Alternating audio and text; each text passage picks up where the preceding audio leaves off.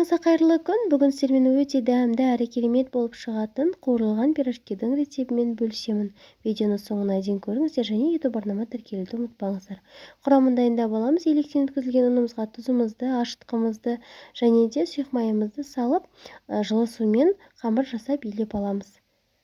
Міне қамырымызды кішкене майлап илеп аламыз. Қамырымыз міне осылай болып шықты. Енді 1 сағатқа ашытуға қоямыз. Енді картопымызды майдалап турап, суық су құйып, пісіріп аламыз. Міне картоптарымыз пісті. Енді сұйық майымызды, бұрышымызды және де тұзымызды қосып, жақсылап езіп аламыз.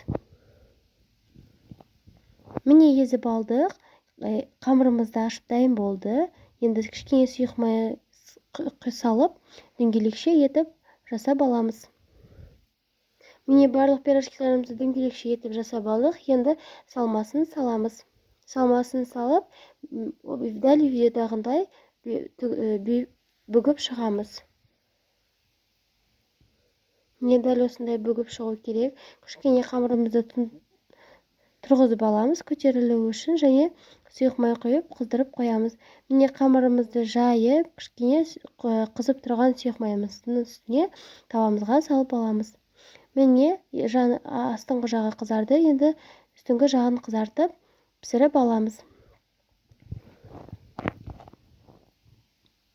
Міне менің пирожкиларым дайын болды. Өте дәмді әрі керемет болып шықты.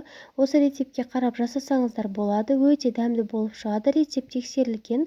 Видеом сіздерге ұнаса лайк басып, комментарий жазуды ұмытпаңыздар. Және YouTube арнама тіркелуді де ұмытпаңыздар. Әр аптада жаңа видеолар сіздерге шығып отырады.